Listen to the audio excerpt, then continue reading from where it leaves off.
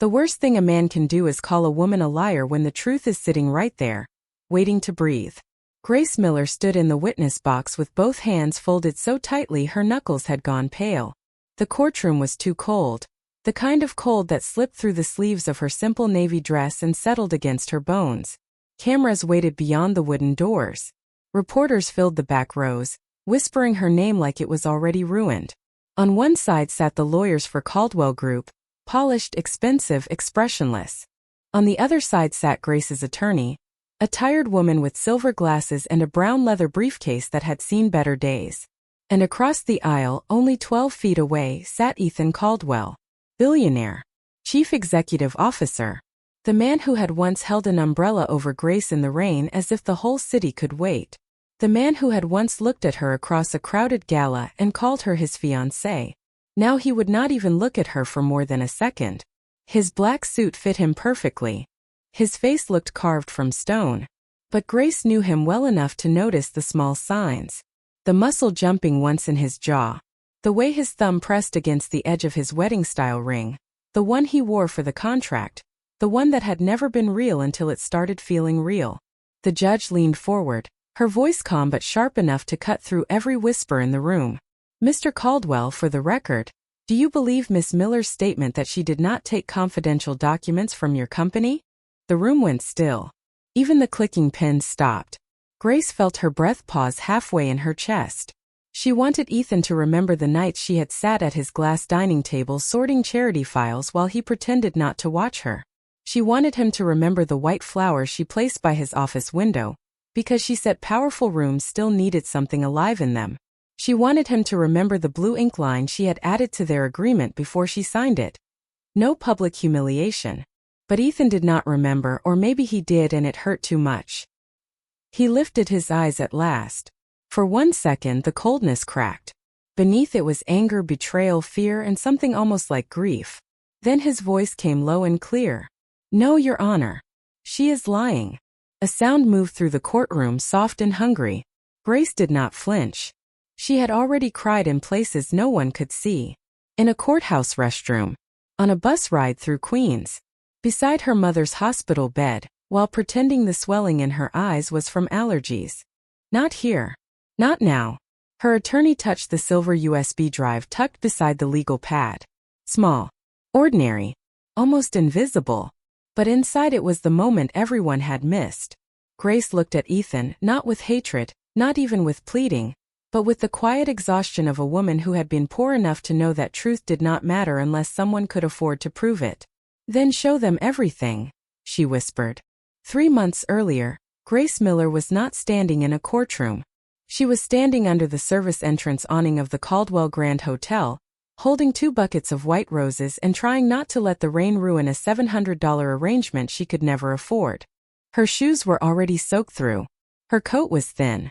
Her phone had buzzed twice in her pocket with messages from Mercy General about her mother's pending balance.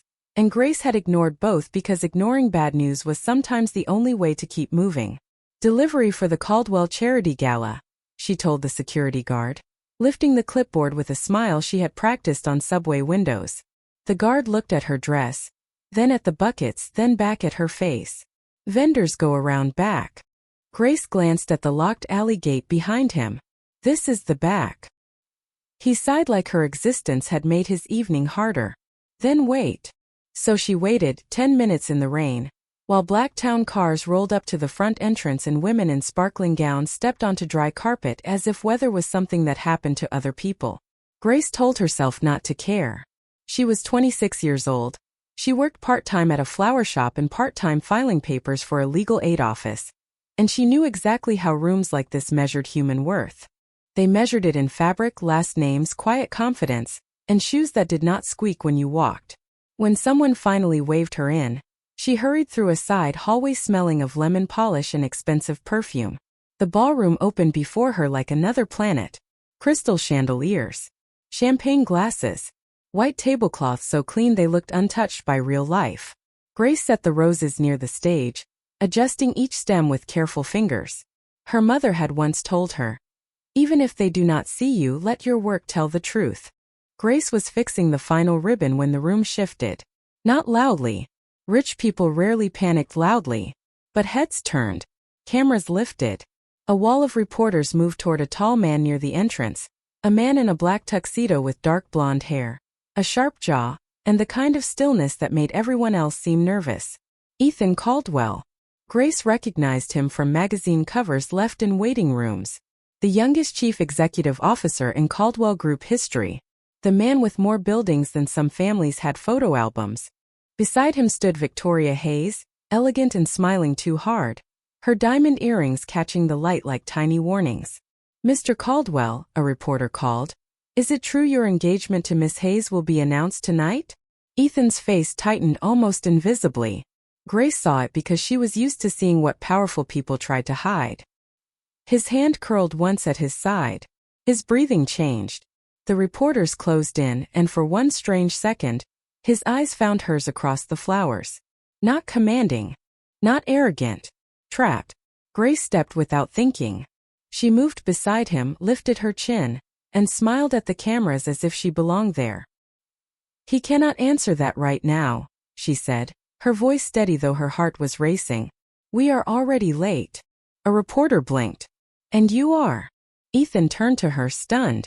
Grace felt every eye in the ballroom land on her soaked shoes, her simple black dress, her rain-damp hair. She should have backed away. Instead, she slipped her hand lightly around Ethan's arm, just enough to sell the lie, not enough to ask permission. "Grace Miller," she said. "His fiancée." The lie should have collapsed the moment it left Grace's mouth. But Ethan Caldwell did something that changed both of their lives. He did not correct her. His body went still for half a breath. Then his hand covered hers where it rested on his arm, warm and steady, and he looked at the cameras with the calm of a man who had just turned disaster into strategy. "Grace and I were hoping to keep this private," he said. The ballroom erupted in whispers. Victoria Hayes stopped smiling. Her face did not twist, did not crack, but something cold moved behind her eyes. Grace felt it like a draft across the back of her neck. 20 minutes later, she was no longer beside the flowers. She was in a quiet hallway behind the ballroom while Ethan stood across from her. His tuxedo jacket open, his expression unreadable. The music from the gala came through the wall in soft waves. Grace held her clipboard against her chest like it could protect her. "I am sorry," she said quickly. "You looked cornered, and I thought if I gave them something else to chase, maybe they would back off. It was stupid. I will tell them I made it up." "No," Ethan said. Grace blinked. "No. No," he studied her as if she were a problem written in a language he had almost forgotten how to read. "What is your name again?" "Grace Miller." "Where do you work?" "Bloom and Vine on 37th. And a legal aid office 3 nights a week." "Why?" Ethan glanced toward the ballroom doors where reporters were still waiting like wolves in nice shoes. "Because you may have just saved me from a board vote I was not ready to fight tonight." Grace let out a nervous laugh. "Great. Then maybe you can save me from being fired by the florist." For the first time, something close to a smile touched his mouth. It disappeared quickly. "Come to my office tomorrow morning." She stared at him. "For what?" "A conversation." The next morning, Grace almost did not go. Her mother's hospital bill sat on the kitchen table beside a half-empty bottle of orange juice, and the apartment radiator in Queens clicked like it was counting down her choices. But at 9 o'clock, she stood in the lobby of Caldwell Tower, 48 floors of glass and steel rising above Midtown Manhattan. Her thrift store blazer felt too tight. Her shoes were dry this time, but not new enough to hide the scuffed heels. Ethan's assistant led her into an office larger than the flower shop where she worked. One wall was nothing but windows. The city stretched below, bright and expensive. Ethan stood near a conference table with a folder in front of him. 60 days, he said. Grace stopped walking. "Excuse me. You pretend to be my fiancé for 60 days. Public events only. No personal obligations beyond appearances. In exchange, I cover your mother's medical balance, your rent for 1 year, and a salary equal to a senior consultant." Grace's mouth went dry. "You investigated me? I verified who stepped into a room full of cameras and lied for me. I did not lie for money." "I know." That answer was too quiet, too certain. It unsettled her more than the offer. Grace picked up the contract. The paper was thick, smooth, almost soft. She read every line because legal aid had taught her that kind words could hide sharp edges. No romantic expectation. No disclosure. No public contradiction. No claim to Caldwell assets. She reached into her purse and pulled out a blue pen. Ethan watched her. "Are you signing?" "Not yet."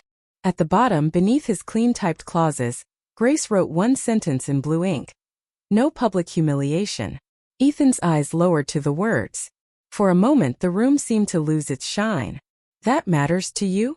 Grace looked at the man who could buy silence, reputation, and time, and she thought of every guard, landlord, clerk, and doctor who had spoken to her like poverty was a stain. "It is the only term that matters." Ethan took the pen from her hand, signed beneath her line, and slid the contract back. "Then we have a deal, Miss Miller." Grace signed her name, not knowing that one day, in a courtroom full of strangers, he would be the one to break the only promise she had made him write down. Grace learned quickly that money did not make a room warmer. Ethan's penthouse sat high above Manhattan, wrapped in glass, polished stone, and silence so clean it almost echoed. The first morning she arrived with a small suitcase, a garment bag borrowed from the stylist Ethan had hired, and the same worn leather notebook she carried everywhere. The notebook had belonged to her mother back when her mother still worked the front desk at a neighborhood law office in Queens. Its corners were soft from years of use, and the first page held one sentence in her mother's careful handwriting. "When powerful people speak in certainty, write down the details." Grace kept that sentence like a prayer. Ethan gave her the guest room at the end of the hall, a room larger than her entire apartment with white sheets, a view of the Hudson River, and a closet already filled with dresses in her size. She touched one sleeve, then pulled her hand back as if the fabric might accuse her of pretending. On the dresser sat a small crystal vase. Empty. Too perfect. Too lifeless. So that evening, after a long day of etiquette coaching and media briefings, Grace stopped by Bloom and Vine and bought 5 white tulips with her own money. She placed them in the vase beside the window. When Ethan passed the open door, he paused. The decorator usually handles flowers. Grace did not turn around. "Then the decorator has been doing a terrible job." He looked at the tulips, then at her. "Why white?" "Because they look honest." Ethan said nothing, but the next morning the flowers were still there, and the empty coldness of the penthouse felt a little less certain of itself. Their arrangement became a machine. Breakfast at 7. Public schedule at 8. A charity meeting by 10. A photographer outside the office by noon. Grace learned when to smile, when to step closer, when to let Ethan answer, and when to save him from questions designed to trap him. But at night, after the makeup came off and the borrowed dresses were hung back in the closet, she returned to the dining table with her leather notebook and the stacks of Caldwell Foundation files Ethan's assistant had given her to understand his public image. She was supposed to memorize donor names. Instead, she noticed numbers that did not sit right. A community clinic in Brooklyn listed 3 separate equipment grants, all approved on the same day, all for the same amount, but the clinic's website showed no new equipment. A youth job training program in Newark appeared twice under 2 slightly different names. A vendor called Northline Strategic Services received payments for event logistics, legal review, and medical outreach, 3 categories that should never have shared one invoice. Grace frowned, turned back 2 pages, and wrote the dates in blue ink. She did not accuse anyone. Poor women who accused rich men without proof were called emotional, confused, ungrateful, or worse. So she wrote. She copied invoice numbers. She marked initials. She circled the name Martin Blake, Caldwell Group's chief financial officer, because his approval appeared beside too many things that looked accidental until they did not. One night, Ethan walked in while she was still at the table, her hair loose, her shoes kicked off beneath the chair. A cold cup of coffee beside her hand. "You know the contract does not require homework," he said. Grace closed the notebook halfway, not because she wanted to hide it, but because instinct had taught her caution. "Your foundation files are messy. Most foundations are messy." "No. Most closets are messy. Money is either accounted for or it is not." Ethan leaned against the doorway, studying her with that unreadable look again. "And what does your notebook say?" Grace tapped the cover once. "It says I need more than a feeling before I speak." Something in his face softened just slightly. "That is rare in my world." Grace looked toward the tulips glowing pale against the dark window. Maybe your world rewards people for sounding certain before they are honest. Ethan did not answer. But the next day, a silver USB drive appeared beside her coffee with a note from his assistant. Digital copies of foundation records per Mr. Caldwell. Grace picked it up slowly. Small. Ordinary. Almost weightless. She did not know it yet. But one day that little silver drive would carry more truth than every expensive voice in a courtroom. By the second week, Grace Miller had learned how to walk through a room that wanted her to feel small. She kept her shoulders relaxed, her chin level, and her smile soft enough to seem polite but not weak. The stylist had put her in a cream dress that cost more than 3 months of her old rent, and the heels still pinched, but she refused to wobble. Ethan stood beside her in the Caldwell Tower Media Lounge, one hand near the small of her back without touching it, close enough to sell the story, careful enough to respect the contract. In front of them, reporters waited beneath bright lights, their questions sharpened and ready. The announcement was simple on paper. Caldwell Foundation would expand its medical access program for low-income families across New York and New Jersey. Grace should have been background. A pretty smile. A mystery fiancé. A distraction. Victoria Hayes made sure she was not. She arrived late, wrapped in pale gray silk, with Martin Blake at her side and a smile that looked friendly only from a distance. "Grace," Victoria said, kissing the air near her cheek. "You look transformed. I almost did not recognize you." Grace smiled. "That is kind of you to say." "Oh, I mean it. It must feel overwhelming, all this attention. The cameras, the donors, the etiquette. I imagine Queens does not prepare a girl for rooms like this." The nearby reporters leaned in. Ethan's expression cooled, but Grace touched his sleeve once. Not because she needed rescue. Because she did not. "Queens prepared me for plenty," Grace said. "Late trains. Hard work. People who underestimate you before breakfast." A few reporters laughed softly. Victoria's smile tightened. "And did Queens teach you foundation finance too? Because I heard you have been very interested in Ethan's files." The room sharpened around that sentence. Martin Blake lowered his eyes to his phone, but Grace saw the faint curve of satisfaction in his mouth. Ethan turned slightly toward her. Grace could have played innocent. She could have laughed it away. Instead, she thought of her mother's handwriting. "Write down the details." "Actually," Grace said, "working at a legal aid office taught me to read documents carefully. And helping my mother through hospital billing taught me that one wrong number can decide whether a family gets care or goes home scared." The reporters stopped whispering. Grace continued, her voice calm. "So yes, I read files. I ask questions. I believe donors deserve to know where money goes, and families deserve programs that actually reach them." For a moment, nobody moved. Then a woman from a local news station lifted her microphone. "Miss Miller, are you saying you will have a role in the foundation?" Grace looked at Ethan. He had not expected this. She could see it in the way his eyes searched hers, not angry, not embarrassed, but surprised by the steadiness of her. She gave him a small opening, and for once he took it not as a businessman, but as a man learning how to trust. "Yes," Ethan said, turning to the cameras. "Grace will be reviewing our community outreach process with me personally." Victoria's face went perfectly still. Martin's thumb stopped moving across his screen. Grace felt the shift. Tiny. Dangerous. But she also felt something else. The room had stopped measuring her dress and started listening to her words. After the press conference, clips of Grace spread faster than anyone at Caldwell expected. Some people called her refreshing. Some called her brave. Some called her a social climber with a good script. Grace read none of it. She was back at the penthouse dining table that night, blue pen in hand, silver USB beside her coffee, the city blinking below like 1,000 witnesses. Ethan came in quietly and placed a takeout bag from a diner in front of her. "You skipped dinner," he said. Grace opened the bag and smelled grilled cheese and tomato soup. Not fancy. Not strategic. Just warm. "Did your chef make this?" "No. A place on Lexington. You said hospital cafeteria soup tastes like regret, so I guess this might be better." She looked up, caught off guard by the fact that he had remembered. Ethan stood there, unsure what to do with her silence. Grace finally smiled. "It is better." He sat across from her, loosening his tie. For a few minutes they ate without pretending. No cameras. No Victoria. No contract language filling the space between them. Just rain ticking lightly against the glass and the white tulips on the windowsill beginning to open. Then Ethan looked at her notebook. Did you find something real?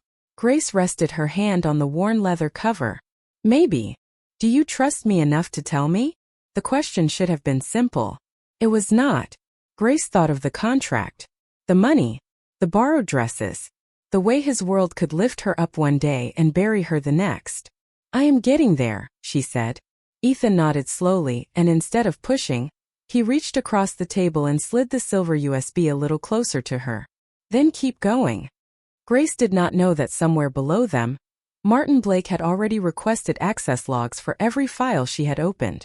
She did not know Victoria Hayes had stopped treating her like an embarrassment and started treating her like a threat. All Grace knew was that for the first time in a long time, someone powerful had handed her the truth and told her not to look away. The first time Ethan Caldwell forgot they were pretending, it happened in the back seat of a black town car on a rainy Thursday night. They had just left a donor dinner on the Upper East Side. The kind of dinner where every laugh sounded practiced and every compliment came with a hidden invoice. Grace had spent 2 hours beside him, answering questions about wedding dates that did not exist, smiling through comments about her background, and watching Martin Blake toast the success of the foundation with a glass raised too high in eyes that never quite met hers. Now the city moved past the window in silver streaks.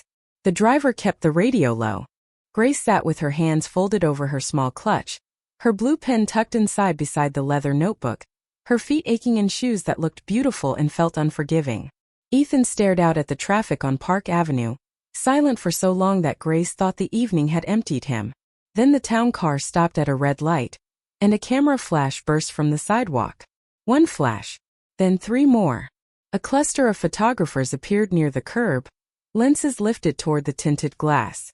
Ethan's breathing changed before his face did. Grace heard it. A short inhale. A held breath. His hand moved to his tie as if it had become too tight. The great Ethan Caldwell, who could silence a boardroom with one look, suddenly looked like a man trapped in a room with no doors. Do you want the driver to keep moving? Grace asked softly. The light is red, he said, but his voice sounded far away. Another flash struck the glass. His jaw tightened. Grace remembered the gala, the way his hand had curled when reporters cornered him, the way his eyes had found hers not with arrogance but with panic. She set her clutch aside and turned toward him, careful not to touch him without permission. Ethan. Look at me. He did not. Ethan. This time he turned. The city lights cut across his face, bright and broken. Grace lifted one hand, palm open, not reaching, just offering a place for his focus to land. Breathe with me. 4 counts in. 4 counts out. Nothing else exists for the next 10 seconds. He stared at her hand like it was a foreign object. Then he followed. Once. Twice. The light changed. The driver moved forward. The flashes disappeared behind them, swallowed by rain and traffic. Ethan leaned back, closing his eyes for one brief second. I hate cameras, he said. It was the first honest thing he had said all night. Grace let the silence hold it. Most people think I love them, he continued. They think attention is part of the inheritance. My father used to say privacy was for people with nothing worth watching. Grace's voice stayed gentle. That is a cruel thing to teach a child. Ethan looked at her then, and something in him seemed tired of standing guard. He taught me worse. He turned every family dinner into a performance, every apology into leverage, every gift into a receipt. When he died, people told me I had inherited an empire. They forgot to mention I had inherited all the rooms he haunted. Grace looked down at her blue pen peeking from the clutch. She thought of her mother saving hospital receipts in shoeboxes, not because she loved paperwork, but because survival had trained her to prove every breath. Different worlds. Similar scars. Then stop introducing yourself as a name, she said. Ethan's eyes narrowed slightly. What does that mean? It means maybe people keep seeing Caldwell because you keep handing it to them first. The words sat between them, bold and dangerous. Grace expected him to retreat behind sarcasm or status. Instead, he looked at her like she had opened a window in a locked room. "And if I do not know who I am without it?" he asked. Grace felt the contract between them thinning, becoming paper in the rain. "Then start small." "With what?" She glanced at the takeout coffee cup left in the holder from earlier, the one he had bought her without asking his assistant to do it. "With grilled cheese. With remembering soup. With letting someone see you panic and not treating it like a scandal." A quiet laugh escaped him, almost unwilling. Changed his face. Made him younger. Less untouchable. The town car turned toward the bridge, and for a while they said nothing. But Ethan's hand rested on the seat between them, open now, not reaching, not demanding. Grace looked at it, then placed her hand beside his, close enough that their fingers almost touched. Almost was safer. Almost was still within the rules. But when the car rolled through a tunnel and the darkness briefly covered them, Ethan's little finger brushed hers. Neither of them moved away. By the time they reached the penthouse, the rain had softened to mist. Ethan walked her to the elevator, though she knew the way. At the doors, he looked at her with the kind of hesitation no contract could explain. "Grace," he said, "when this is over, I do not want you to disappear." Her heart answered before her mouth could. She swallowed it down. "Then give me a reason to stay that is not written in a contract." The elevator opened. Grace stepped inside, leaving him in the hallway with that sentence. As the doors closed, she saw him standing there, no cameras, no board members, no last name large enough to hide behind. Just Ethan. And for the first time that felt like the most dangerous truth of all. The trap was not set with shouting, threats, or anything Grace could point to and name. It was set quietly with passwords, access logs, and polite smiles in rooms where everyone knew how to ruin a life without raising their voice. 2 days after the town car ride, Grace returned from visiting her mother at Mercy General to find the penthouse colder than usual. The white tulips by the window had begun to droop, their petals curling at the edges.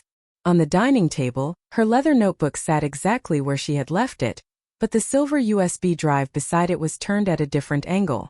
Grace noticed because poor girls who lived among expensive things learned to notice when one small object moved. She picked it up slowly. Still there. Still ordinary. Still heavy with files she was not supposed to understand so well. Her phone buzzed before she could open her laptop. Ethan's assistant, Claire, sounded strained. "Miss Miller, Mr. Caldwell needs you in the boardroom immediately." Grace's stomach tightened. "Is something wrong?" A pause. "Please come now." Caldwell Tower looked different that afternoon. The lobby lights were the same. Victoria Hayes sat near the windows in a white suit, so calm she looked almost bored. Around them, board members stared at Grace as if she had already confessed. On the screen behind Ethan was her name. Grace Miller. Beneath it were file transfer records, donor lists, confidential strategy documents, and a payment receipt from a company Grace had never heard of. Her breath caught. Grace shook her head. "No. I did not do that." Victoria tilted her head. "Grace, no one wants this to be uglier than it already is." "I said I did not do it." Grace looked at Ethan, waiting for the man from the town car. The man who had breathed with her in the dark. The man who had asked her not to disappear. But his face was closed. Not cruel. Worse. Afraid. Martin clicked a remote. Another image appeared. A screenshot of Grace's login. A timestamp. A folder name from the foundation files. Then a copy of a wire confirmation made to an account in her name. Grace felt the room tilt slightly. "That account is not mine. It uses your social security number," Martin said. "Your address. Your signature." Grace turned sharply. "My signature from the contract." Ethan's eyes flickered. She saw the thought hit him and vanish beneath the weight of everyone watching. "Ethan," she said softer now, "you know I was looking into missing foundation money. You gave me the files." Martin exhaled like a man saddened by betrayal.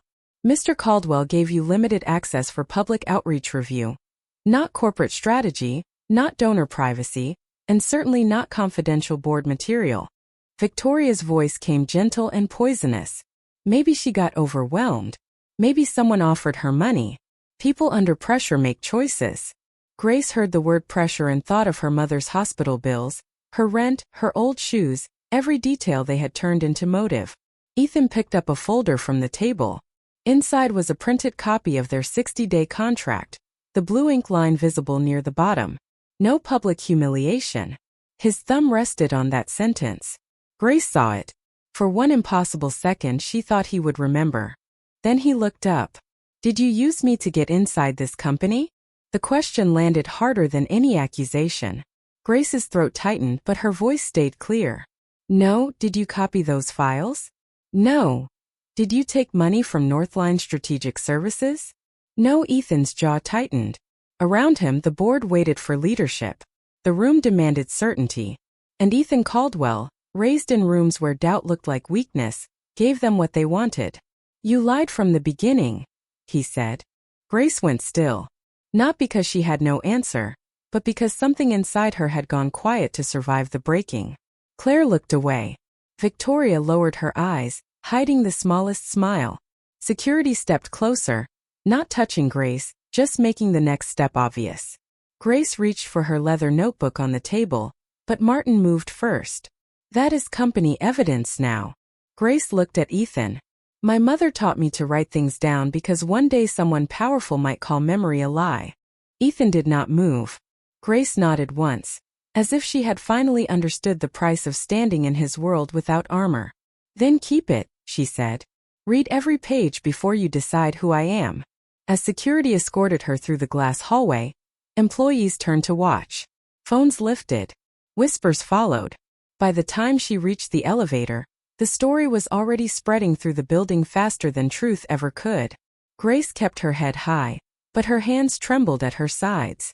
In her purse, hidden beneath a receipt from Mercy General and the blue pen she had used to protect herself, was one thing Martin had not taken.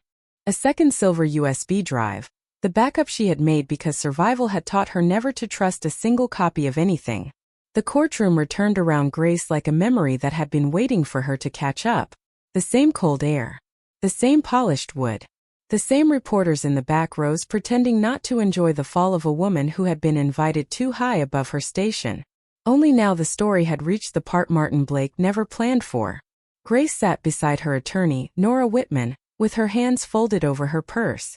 Inside was the second silver USB drive. Not the one taken from the penthouse. Not the one Martin thought he controlled. This one had been copied at a public library in Queens 2 nights before her arrest, while rain tapped against the windows and Grace's mother slept in a hospital room 3 miles away. Nora leaned close and whispered, "Are you ready?" Grace looked across the aisle. Ethan sat with Caldwell's legal team, but he no longer looked like the man at the head of the boardroom. He looked sleepless, hollowed out. In front of him lay her leather notebook, sealed in a clear evidence sleeve. She wondered if he had read it. She wondered if he had reached the page where she had written, Ethan remembered the soup. That may not mean anything, but I wish it did. The judge adjusted her glasses. Counsel, you may proceed with your next witness. Nora stood. Your Honor, the defense calls Elaine Porter. A quiet murmur passed through the courtroom as an older woman in a navy cardigan walked to the witness stand. Grace knew her immediately. Elaine worked nights on the 48th floor at Caldwell Tower, pushing a cleaning cart with one squeaky wheel, and greeting everyone by name even when they ignored her. Grace had once found her in the break room counting coins for a prescription copay, and had quietly paid the pharmacy balance without making Elaine feel small. Elaine had cried anyway. After she was sworn in, Nora approached gently. Mrs. Porter, where were you on the evening of April 12th? Cleaning the executive floor, Elaine said. Like I do every weekday after 7. Did you see Miss Miller enter Mr. Caldwell's private office that night? No, ma'am. Did you see anyone else? Elaine looked toward Martin Blake. For the first time since the trial began, his calm expression shifted. Only slightly, but enough. Yes, Elaine said. I saw Mr. Blake. Martin's lawyer stood at once. Objection. Overruled, the judge said. Continue. Elaine took a breath. He came out of the office carrying a folder. Then Miss Hayes was near the elevators. They spoke real low. I did not hear everything, but I heard Miss Hayes say, make sure it points to Grace. The courtroom stirred. Victoria went pale beneath her perfect makeup. Martin shook his head slowly, as if disappointed by a confused employee.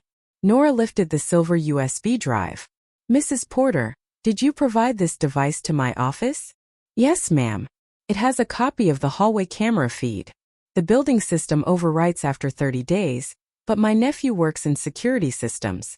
I asked him to help me save it because something about that night did not sit right." Nora handed the drive to the clerk. The screen at the front of the courtroom flickered blue, then sharpened into grainy hallway footage. There was Martin Blake, entering Ethan's office at 8:46 that night. There was Victoria Hayes waiting by the elevator. There was Martin leaving with Grace's leather notebook in one hand and a folder in the other. The timestamp matched the notes Grace had written in blue ink. The transfer logs Martin claimed came from Grace's laptop occurred 6 minutes after he entered the secure server room. Nora clicked to the next file. Bank records. Northline Strategic Services. Repeated payments. Shell invoices. Approval codes tied to Martin Blake. Then the final clip appeared. Martin standing at Grace's penthouse dining table, placing documents beside her notebook while Victoria watched from the doorway. The room went silent in a way Grace had never heard before. Not polite silence. Not shocked silence. The silence of a lie losing oxygen. Ethan stood before anyone told him to. His chair scraped softly against the floor. His eyes were fixed on the screen, but his face had changed completely. The certainty was gone. The fear was gone. What remained was worse. Recognition. Grace watched him understand every moment at once.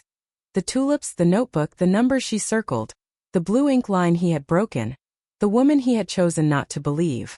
Martin's lawyer whispered urgently, but Martin did not answer. Victoria stared at the table as if beauty could still protect her from truth. Nora turned to the judge. "Your Honor, this evidence shows Miss Miller did not steal Caldwell documents. She discovered a financial scheme and was framed for it." The judge looked over the courtroom, then down at the files before her. "The court will take a brief recess." People began speaking all at once, but Grace heard none of them. Ethan stepped toward her, stopping only when Nora gave him a warning look. He did not try to defend himself. He did not say her name like he had a right to it. He simply looked at her with eyes full of everything an apology could not yet repair. Grace picked up her purse, stood slowly, and walked past him toward the hallway. As she passed, Ethan whispered, "I read every page." Grace stopped but did not turn. Her voice was quiet enough that only he could hear. "Then you know I was telling the truth before the evidence was shown." By the end of that afternoon, the case against Grace Miller collapsed so completely that even the reporters stopped whispering like they had discovered a tragedy and started typing like they had found a reckoning. The judge dismissed the claims tied to Grace, ordered the evidence forwarded for criminal review, and made it clear that the court would not tolerate a woman being buried under paperwork designed to protect powerful people. Martin Blake left the courthouse with his attorneys around him and no smile left on his face. Victoria Hayes walked past the cameras without a word, her white suit suddenly looking less like elegance and more like a costume that had failed. Grace did not chase either of them with anger. She had spent too many nights fighting to be believed to waste her first free breath on the people who had tried to silence her. Outside, the courthouse steps were crowded with microphones, camera lights, and strangers calling her name. Ethan stood a few feet away, separated from her by reporters, lawyers, and every mistake he had made. When someone shouted, "Mr. Caldwell, do you owe Miss Miller an apology?" he did not hide behind a lawyer. He stepped forward. His voice was steady but not polished. "Yes, I do." The cameras turned. Grace froze on the top step. Ethan looked at her, then at the city watching. Grace Miller told the truth. She protected my foundation, my company, and the families our programs were supposed to serve. When it mattered most, I failed to protect her. I believed fear before I believed her integrity, and that failure is mine. The words did not fix anything. Grace knew better than that. Public apologies were easy compared to private repair. But for once, Ethan did not sound like a Caldwell giving a statement. He sounded like a man standing without armor. 2 weeks later, Grace returned to the penthouse only to collect the last of her things. The tulips were gone, but a fresh vase of white flowers sat by the window. Not arranged by a decorator. Uneven stems. Too much water. Ethan's work, clearly. On the dining table lay the torn 60-day contract, the blue ink line still visible in 2 pieces. Beside it was a new folder.